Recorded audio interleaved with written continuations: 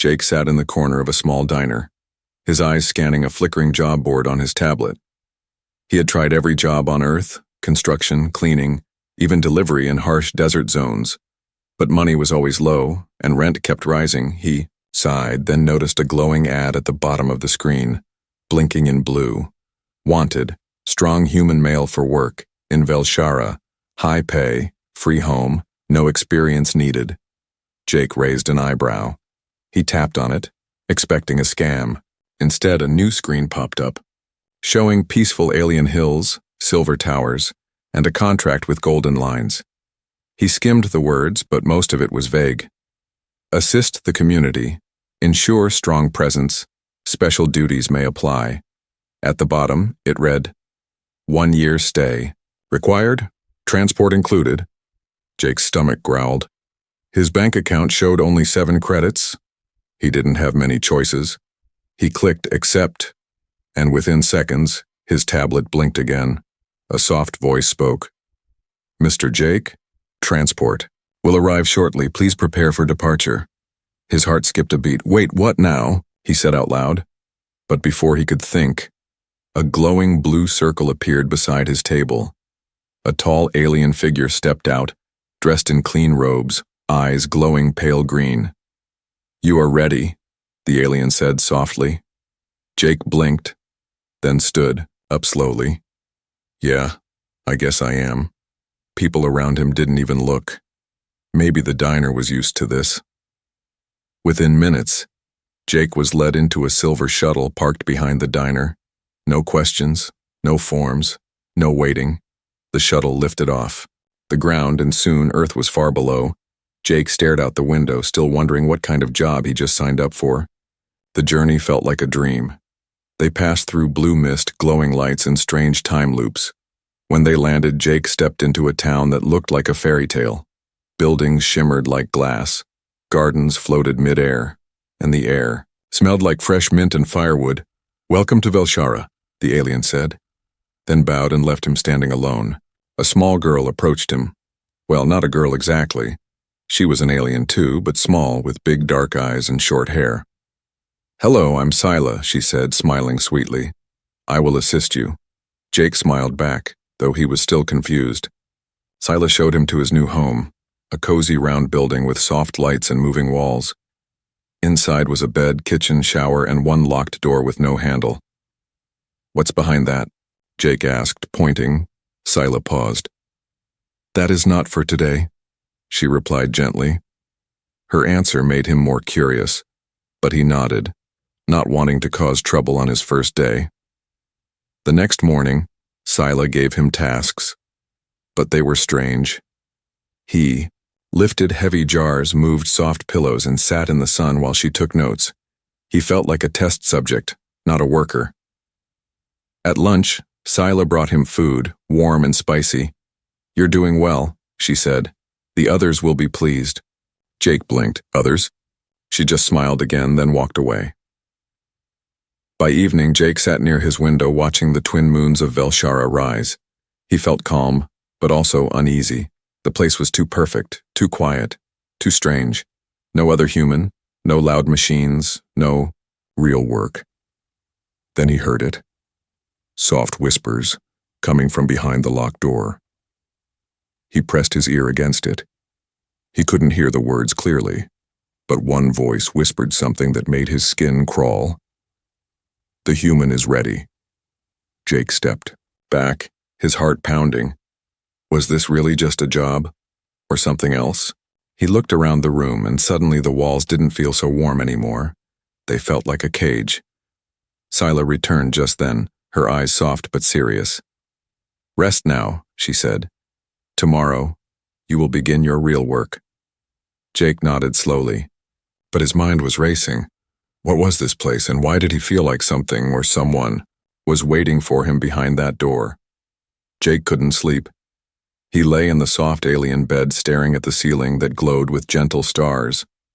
But his ears kept listening, waiting for that voice again, the whisper behind the locked door.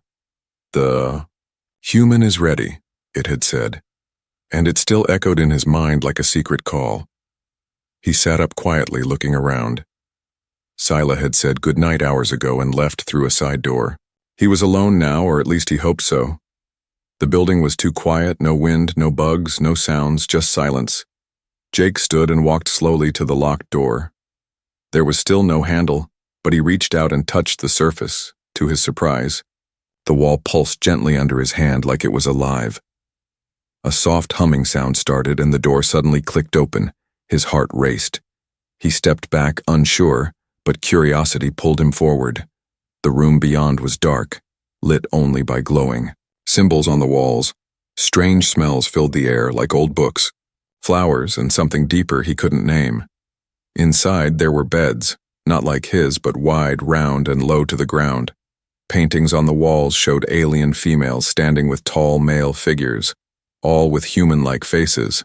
Some held children. With glowing eyes and mixed features, a soft voice began to speak, echoing through the room. "Welcome, breeder candidate," it said. "You are honored." Jake's chest tightened. "Breeder? What is this?" he whispered. But the voice continued, ignoring him. "Your strength, your warmth, your humanity. These are the keys to our future. You were chosen not just to work, but to help rebuild life." The symbols glowed brighter, and the air grew warmer. He saw a doorway at the far end of the room, partly hidden behind a curtain. With slow steps he moved toward it, drawn by something strange. He pulled the curtain aside and found stairs going down. He paused, his breath quick. Everything inside him said to turn back, to close the door, and forget this ever happened. But his feet moved forward step by step. He descended into the shadows. The stairs ended at another room, bigger, older, with stone walls and vines growing along the corners. Crystal lights glowed from the ceiling. And there in the center stood a tall chair, almost like a throne. Around it were more symbols, but these were older, hand-carved, and showed human figures surrounded by aliens. One showed a man crying, another laughing, and a third, chained. Jake's skin turned cold. Why would they need a breeder? He asked out loud. He had heard stories. Darker parts of the galaxy where humans were rare, where their DNA was seen as special. But those were just myths. Or so he had thought. Footsteps echoed behind him. He turned quickly, ready to defend himself. But it was Scylla, walking slowly down the steps. She looked calm, her eyes glowing gently in the dim light. "You are not supposed to come here yet," she said softly. Jake backed up a step. "What is this place? What's going on?" Scylla looked at the throne, then at him. "This is your beginning," she replied, "where choices must be made." "I didn't sign up for this," Jake said, angry now. "You signed a contract," she reminded him, "and we honored your comfort, your peace." Jake shook his head. "You tricked me." Scylla tilted her head. "No, we invited you. You accepted." He clenched his fists, trying to stay calm. "So now what? You expect me to just help you make babies?" Scylla's face softened. "It's not just about that. It's about survival, about the future, about connection." She stepped closer, her voice gentler now. "We are dying, Jake, our kind. Can no longer create life the way we once did. Our children are weak, our blood is fading. But when our ancestors met humans, something changed." Jake listened, his heart pounding, but his anger slowly turning into confusion. "This isn't fair," he said. "You're using me." Scylla nodded slowly. "Maybe. But we're also giving you something no one else can. Purpose, legacy, family." He looked away, not sure what to say. Then Scylla reached out her hand. "You still have a choice," she whispered. Jake stared at her, then at the glowing room. Around him, a quiet pressure filled the air like time had stopped. "What if I say no?" he asked. Scylla's hand didn't drop. "Then you're free to go, but you'll never find out what was meant for you here." Jake's fingers twitched. He didn't take her hand yet, but he didn't walk away either. Jake didn't move. Scylla stood before him, calm and still, her hand stretched out, waiting.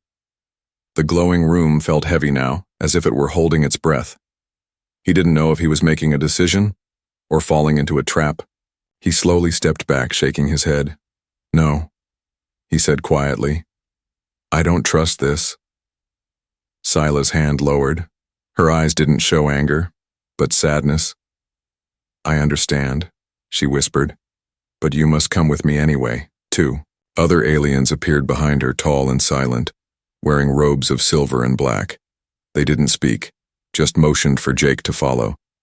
He glanced at the stairs, thinking about running, but somehow, he knew they wouldn't stop him. They didn't need to. Sila spoke again. "This isn't a prison. You are still free, but we want to show you the truth before you decide." Jake followed them through a long hallway under the ground. The walls were lined with soft lights and ancient carvings, stories of humans and aliens from long ago. Some showed peace, some showed war. Others showed families, strange but familiar. He didn't want to believe it, but something in those pictures pulled at his heart. They reached a chamber filled with glass pods. Inside each pod lay a man, some human, some alien, all sleeping. Jake stared in shock. "What is this?" he asked. Sila stepped beside him. "The others," she said. Some agreed, some did not. Jake looked closer. Each man had a calm face, eyes closed, breathing slow. But something felt wrong. They looked peaceful, but too still, too quiet. He spotted one with a scar on his neck, another with a band around his wrist marked with Earth writing. "They're alive?" Jake asked. Sila nodded. "Yes, but they chose the path of silence." Jake felt cold inside. "You mean they didn't agree, and now they're stuck here?" Sila didn't answer. She turned and walked to a large circular table in the center of the room. On it sat 7 small boxes glowing softly. "Every human who came here had to choose," she said. "One box opens a new path, the rest close the doors forever." Jake didn't understand.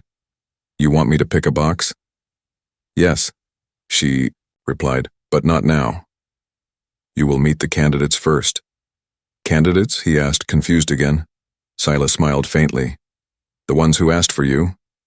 Jake stepped back. "Wait, what? Asked for me?" Sila nodded. "They've seen your record, your strength, your kindness, your will." "I never said I was okay with this," Jake muttered. Sila touched her chest. "Then say no," she said gently.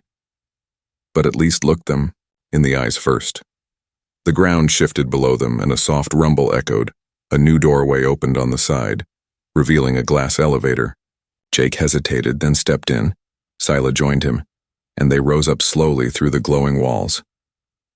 The elevator opened into a vast, open space, a garden of light, with strange, glowing trees, floating petals, and soft music in the air. Jake froze. Dozens of alien women stood waiting in a wide circle, all looking at him with curious eyes. Some were tall, with wings like butterflies, some small and delicate, with hair that moved like smoke, all of them beautiful in different ways, but all.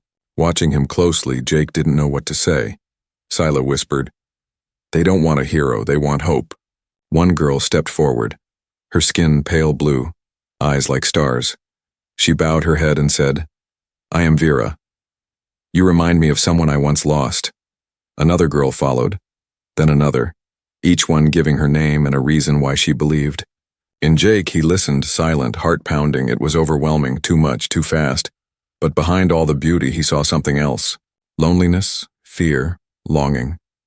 Each girl was not just offering herself, she was crying out for someone to choose her, not just as a breeder, but as a lifeline. Sila touched his arm, her voice soft again. "They don't want you as a tool," she said. "They want to be seen."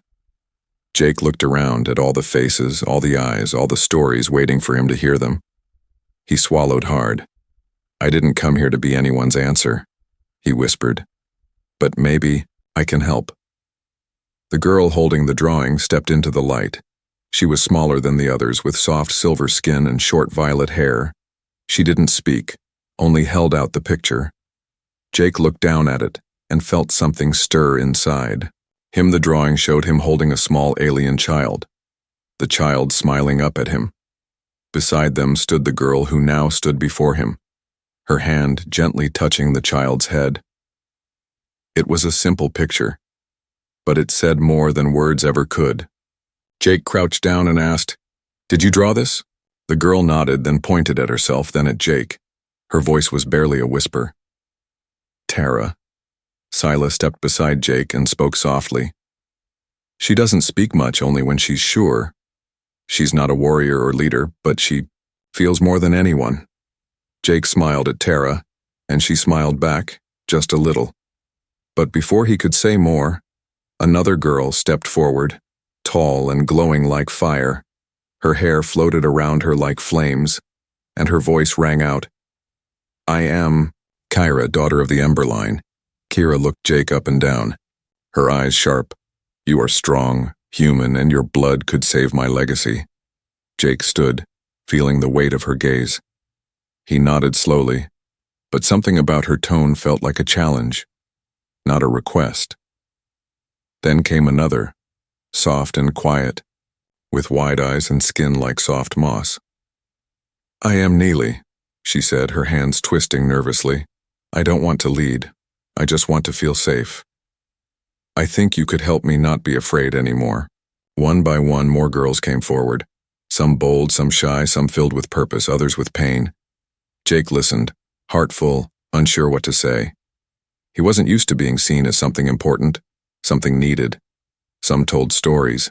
Others sang songs. One girl, Yura, played a harp-like instrument, her song so full of sadness Jake almost cried. Another girl, Zuni, brought a carved crystal with names of her lost family. She pressed it into his hand and whispered, "Give me a future." The garden buzzed with energy. A quiet storm of emotions. Each girl carried something, a dream, a fear, a wish, and somehow they believed Jake was the answer. But he wasn't sure he could be what they needed. Silas stood beside him the whole time, saying nothing, just watching. After the last girl stepped back, Jake looked at her. "You said they asked for me," he said, "but why me?" Scylla finally answered, "Because you didn't run when you heard the truth. You listened even when afraid," she said. "Most men, most humans, run or they fight. But you looked into our eyes, and you stayed." Jake didn't know if that made him special or just lost, but he knew one thing. He couldn't ignore what he had seen here. Suddenly, Tara touched his hand again. She handed him another drawing. This one different. It showed a circle, 7 stars and a figure in the middle, arms wide. Under it, written in old Earth letters, were the words, "Only one can choose." Jake looked up, confused. "What does this mean?" he asked. Sila's face grew serious. "There are many who want you, but only one will be chosen." Jake looked around the garden, eyes wide. "So I'm supposed to pick just one?" Scylla nodded. "It must be a true bond or the connection fails. If it's only survival, it dies, but if it's real, it creates life." Jake sat on a stone bench, his mind spinning. All these girls, all these hopes, and only one path, forward. He wasn't just picking a partner, he was deciding a future. A future for someone, maybe even for an entire species. As night fell, the garden lights dimmed. Tara sat beside him silently, her small hand still holding his, and Jake whispered, "To the stars above, I came here for a job, but now, I think I'm becoming something else." The next morning, Jake woke early. He hadn't slept much. The images of the girls, their faces, their voices, their hopes, everything kept spinning in his head. He sat at the edge of the strange, soft bed, feeling more like a puzzle piece than a person. The door slid open gently, and Tara stood there holding a small tablet made of light. On it was another drawing. This time it showed stairs, deep tunnels, and a door with chains. She looked up at him, serious, then nodded for him to follow. Jake didn't ask questions, he just stood and went with her. Tara led him through parts of Velshara he had never seen. The buildings were different here. Older, darker, less shiny. Vines crept across stone walls, and dust floated in the air. It felt forgotten, like the town had hidden it away for a reason. They reached a wall covered in moss. Tara pressed her hand against it. and a hidden door slid open with a soft rumble. A staircase led downward into shadows. Jake hesitated, but Tara turned and smiled gently, then disappeared into the dark. He followed, one step at a time. The air grew colder, thicker, and the lights flickered like dying stars. Finally, they reached the bottom, and a large chamber opened before them. It was round, with 7 stone pillars and carvings covering every surface. Jake stepped forward, slowly, eyes wide. There were old human tools, broken glasses, a rusted earth flag, even a cracked photo of a man in a pilot uniform. "What is this place?" he whispered. Tara pointed to a carving of a man surrounded by alien children. In the carving, the man's arms were stretched out, and behind him stood a group of females. But what caught Jake's eye was the symbol above it. 3 lines forming, a triangle with a star in the center. He had seen that symbol before. On the box he opened back in part 2. It all started to connect. Tara pulled him to a small altar in the center. There, written in Old Earth English, were words scratched into stone. "To choose is to carry the weight, to walk away is to be forgotten." Jake touched the letters, his fingers shaking. Beside the altar lay a book, dusty and thick. He opened it slowly, and his eyes went wide. Photos of men, all human, all signed into the Velshara program. Some smiled, some didn't, and under each photo was one word: status. Jake turned the pages until he found a familiar face, his own grandfather. His heart stopped. There he was, Eli Carson, listed as accepted, status, breeder prime. Jake backed away from the book, breath caught in his throat. "My grandfather," he whispered. "He was here." Tara nodded and pointed to a panel on the wall. Jake walked over and pressed it, and a screen lit up with static. A moment later, an old man's face appeared, tired, weathered, but alive. "Jake," the man said, "if you're seeing this, then they brought you too. I came here long ago thinking I could help, thinking I was chosen. But I learned something they don't say aloud." Jake leaned closer, his pulse pounding. "They need us, yes, but they fear us too," the old man's voice continued. "If we refuse, they put us to sleep.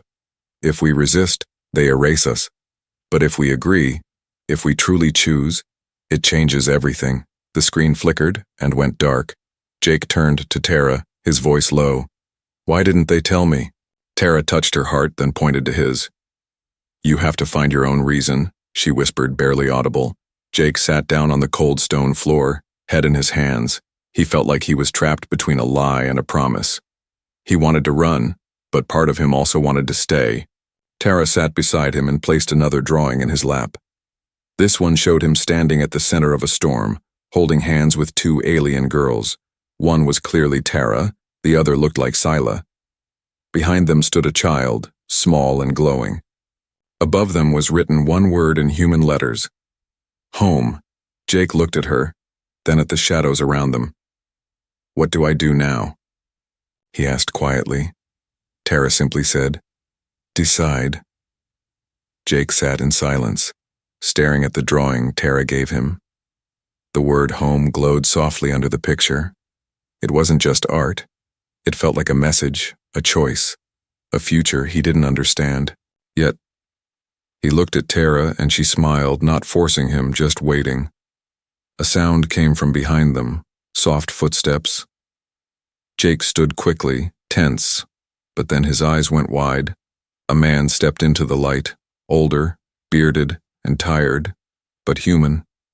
"The voice matched the recording, Jake," the man said slowly. "You've grown." Jake's throat went dry. "Grandpa Eli." They stared at each other for a moment, frozen. Then Jake stepped forward and hugged the man he thought was dead. Eli held him tightly, his voice low and warm. "I hoped you'd never come here," he said, "but I knew someday you might." Jake pulled back, confused. "You're alive. Why didn't you return home?" Eli sighed. "Because I learned the truth." Eli sat on a stone bench nearby, his eyes distant. "They brought me here like they brought you, offered comfort, purpose, and peace. I believed them at first, thought I was helping save a race. But over time I saw the pattern. Jake sat beside him, listening closely. They want more than just help, Eli said. They want to shape us, use our kindness, turn it into duty. Most men agreed. Some were afraid, some fell in love. But others, they didn't get to choose. Jake clenched his fists. You mean they were forced? Eli nodded. Not with chains, but with guilt, pressure, promises. They're good at making you feel like the hero, the savior. But if you step away, they make you disappear. Tara looked down, silent. Jake glanced at her, then back at Eli. But what about you? Jake asked. Why did you stay? Eli looked at Tara, then at the glowing symbols above. Because I did love one of them, he said. Her name was Lyra, soft-hearted and kind, like Tara. She was dying, and I wanted to give her a reason to smile before the end. We had a daughter. She passed young. But in that short time, I found something real. Jake felt something heavy in his chest. This wasn't just about duty, it was about connection, about what you leave behind. Eli stood and walked to the wall, touching a carving of a human man holding hands with two small alien children. They call it the human legacy, Eli said, not because of power, but because of hope. Jake turned to Tara, her eyes shining with quiet understanding. Then he thought of Scylla, the first one to welcome him, the one who watched without speaking too much. Where's Scylla now? He asked. Tara smiled softly and pointed toward the stairs. Moments later, Scylla appeared, walking down slowly, her face calm but unreadable. You met him, she said, looking at Eli. Jake nodded. And I heard the truth. Scylla stepped closer. Then you know why we couldn't tell you everything from the start? Jake raised an eyebrow. Because I wouldn't have stayed? Scylla nodded, yes. But also because we hoped you would see it for yourself, not just be told. He looked at both girls, Tara, who showed him the past, and Scylla, who waited for the future. Then he looked at Eli, who had lived through. Fourth, I'm tired of being pushed into something, Jake said quietly. So let me choose my way. Eli smiled proudly. That's all I ever wanted for you. Tara stepped closer, and so did Scylla. For a moment they stood together in silence, then Jake said, If I stay, it's because I believe, not because I'm trapped. Scylla looked at him with soft eyes. Then stay, she whispered. Not as a breeder, not as a tool, but as a man with his own heart. Jake nodded slowly. I don't know what's coming next, he said, but I'm not afraid to face it. Just then the ground trembled slightly. A soft humming echoed through the chamber walls. Eli looked up sharply, his face turning serious. They know. You've made a choice, he said. Jake glanced around, feeling something shift in the air. What happens now? Scylla answered, her voice steady. Now, you meet the council. The chamber trembled again, stronger this time. Dust fell from the ceiling and a strange light flickered behind the old carvings. Jake looked around, unsure whether to feel fear or power. Scylla stepped forward, her voice calm but firm. They felt your decision, she said. The council is awakening. Jake turned to Eli, who looked tired but ready. They don't allow choices lightly, Eli warned. If they think you won't follow their plan, they'll try to stop you. Jake clenched his fists. Then let them try. Tara took his hand and nodded toward a tunnel on the far side. Scylla moved ahead without waiting. We don't have much time, she said. The group rushed through narrow stone passages deeper into the forgotten roots of Velshara. The walls pulsed with red lights now, alive, alert. They're tracking us, Eli said quietly. Jake asked, Is there a way out? Yes, Scylla replied, but it hasn't been opened in many years. Jake glanced at Tara, who carried nothing but a small bag and her drawings. She had known this would happen. As they ran, alarms started ringing in soft tones. No screaming sirens, just haunting music that echoed like sorrow. Suddenly, glowing figures appeared ahead. Council guards, their armor bright, their faces hidden. Stop, one of them said. The human must return. Jake stepped forward, lifting his hands. I'm Not your tool, he said loud and clear. I came here by choice and I leave the same way. The guard moved closer, reaching out. Tara pulled Jake back just in time, and Scylla threw a glowing sphere to the ground. It exploded in a burst of white mist, blinding and cold. "Run!" she shouted, and they all rushed past the stunned guards. Jake felt heat at his back as one fired a warning shot that lit up the stone walls. But they didn't stop. At last, they reached a large chamber with a platform in the middle. On it stood a strange device, half crystal, half metal, shaped like a ring with a shattered center. "This is the gate," Eli said. "It once led to Earth before they sealed it." Jake looked at the cracked center, unsure if it would work. Scylla pulled out a small pendant from around her neck and inserted it into the base of the gate. The ground trembled again, and light filled the room. The center of the ring started to swirl, forming a window of stars and clouds. "It's opening," Tara whispered, eyes wide. But just then, the High Matron appeared, floating in the air, her robe swirling like smoke. Her voice was deep and echoing. "You dare to defy the path?" she boomed.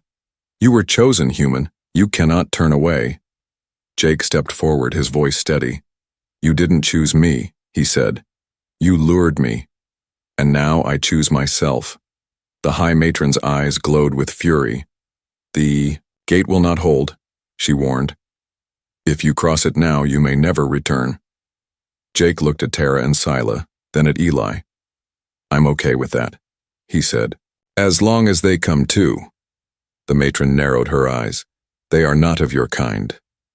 Jake smiled slightly. "Maybe not. But they're my people now." The gate roared to life, and the wind around them whipped like a storm. Jake reached for Tara and Scylla's hands, pulling them close. Eli looked at the swirling portal, then stepped back. "My time's done. I'll stay behind," he said, smiling one last time. Jake nodded, heart heavy. "Thank you, Grandpa," he said. Then, without another word, Jake, Tara, and Scylla leaped into the light. The wind swallowed them, the chamber vanished, and everything turned white. When Jake opened his eyes, he saw trees. Green, real, earth trees.